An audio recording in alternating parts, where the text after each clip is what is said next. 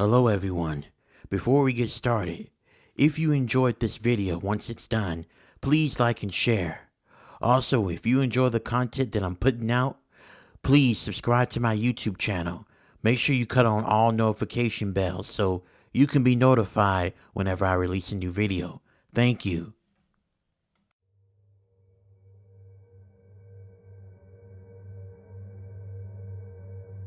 I don't really care for having a conversation with my neighbors. I'd much rather leave them alone and go about my business. The last time I befriended a neighbor, it was something that I live to regret to this day.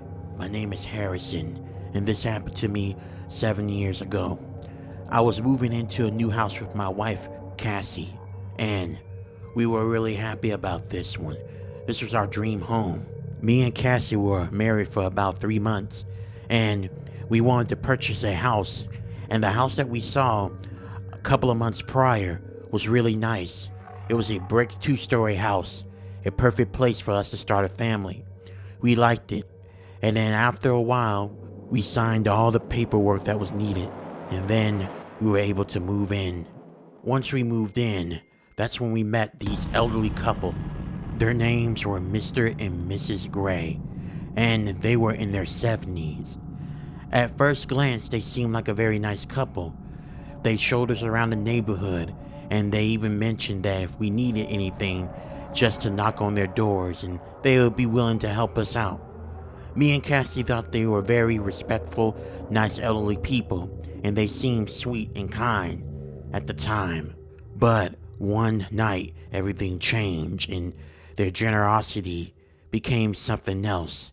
It was scary, creepy, and made both of me and my wife very uncomfortable living next door to them. It happened one night when we had the Grays over for dinner at our place. Well, Mr. and Mrs. Gray, I really appreciate you guys coming over.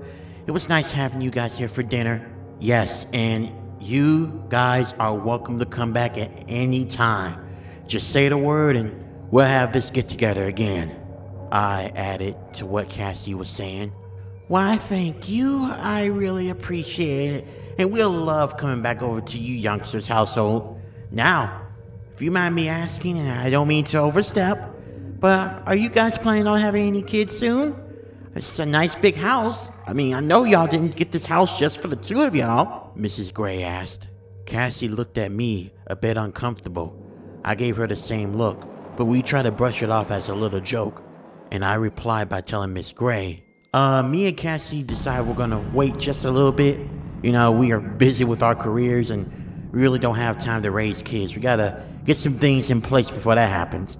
Okay, understood. But you guys better hurry, Mr. Gray responded. Afterwards, both of them left, and me and Cassie just sat down, looked at each other confused, wondering why they were asking questions about us having kids. It was me and Cassie's choice if we wanted to have kids now or later, and right now both of us agreed that it'll be better if we have kids later, not now. After that, me and Cassie went off to bed. We were tired, and both of us had to get up early to head off to work. While sleeping, I felt my wife waking me up. She was shaking me. I woke up immediately, and I looked at my wife. She didn't say anything, she just pointed towards the window. When I looked towards the window, I saw an outline of a figure standing on our front yard. Matter of fact, they were on our property. I looked confused, and then I opened up the window and I called out to the guy. Hey, can I help you with something? What are you doing? You're on our property. You need to leave right now. Whoever it was walked off and didn't say a word. Me and my wife thought it was weird. My wife felt a little uncomfortable because the individual was staring at her for the longest. But afterwards, after I scared it off, my wife and I sat back in bed. It was hard for both of us to go to sleep. We were wondering if we had stalkers. But afterwards, we did eventually fall back to sleep. And an hour later, we woke back up because we had to get ready for work. Later that evening, me and my wife both came back home from a long, exhausting shift at our job. When we came back in, though, we noticed that our front door was open. I told my wife, Cassie, to stay where she was at, and I was gonna go in there just in case there may be some burglars or someone in there.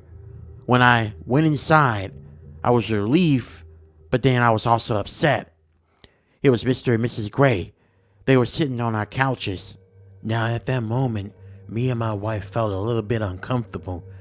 We do have a spare key under our mat, and we did told the Grays about it, but we didn't think they'd actually go to our house and welcome themselves in and sit on our couches. I felt like that was a boundary that was crossed there. But me and Cassie decided to hold our tongue and to be nice to them. I mean, they were elderly people, and maybe they just were lonely and they figured that we were good company. But still, I hope you don't mind us stopping over at your house unannounced. Oh yes, we just wanted to see how you guys were doing, they told us while chuckling. But me and my wife did not find that funny. My wife then said, okay, look, I don't want this to come off as rude, but if you can in the future, can you kind of just give us a heads up or just ask us, because this is our house and, we thought that we had burglars that broke into our house, so had me a little bit nervous. It's just next time ask before coming over, because me and my husband, we had a long day at work and we may have wanted to have some time to ourselves. Yeah, look, I know you guys mean no harm, but me and Cassie need, some time to ourselves to unwind. Who knows, maybe we may call you guys over later today or tomorrow.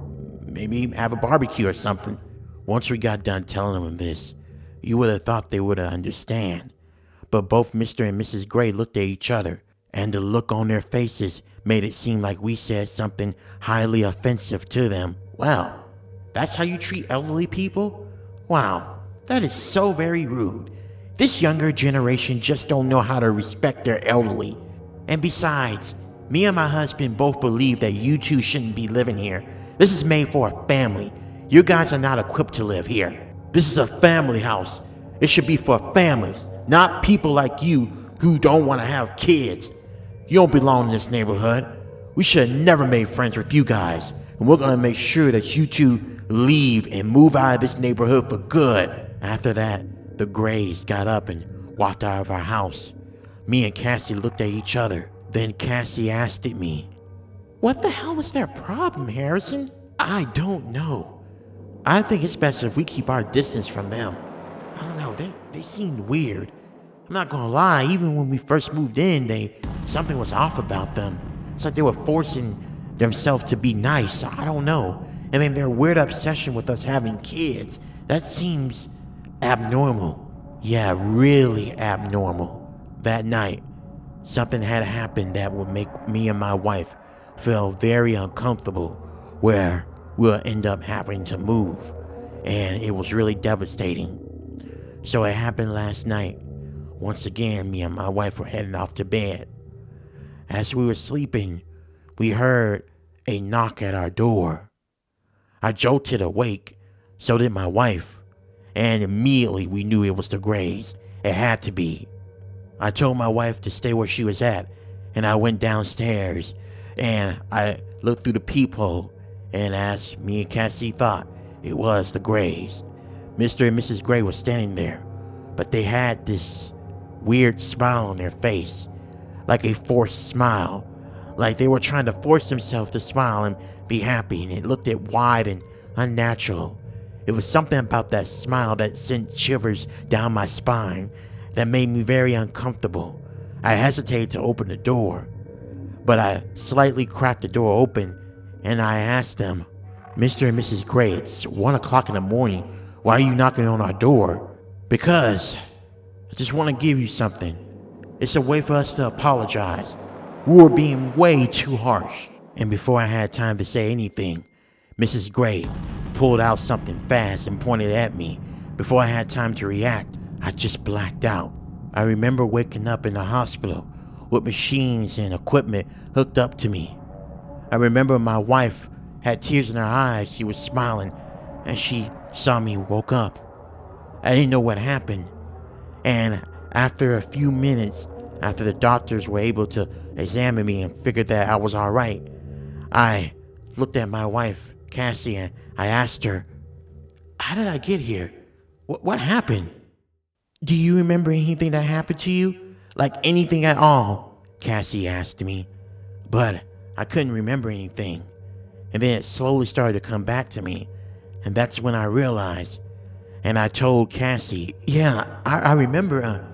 You remember when the Grays, they knocked on our door and I told you to stay in the bed. And I went downstairs and I opened the door and I confronted them and I asked them, why were you guys here? It was 1 o'clock in the morning. Why were y'all knocking on the door? And I think they said something. It was a little fuzzy, but then I remember Mrs. Gray, she pulled out something. Oh my God. It was a gun. Was I shot? You were shot twice in the head. We almost lost you. I'm so glad you're awake. Wait, how long was I in here?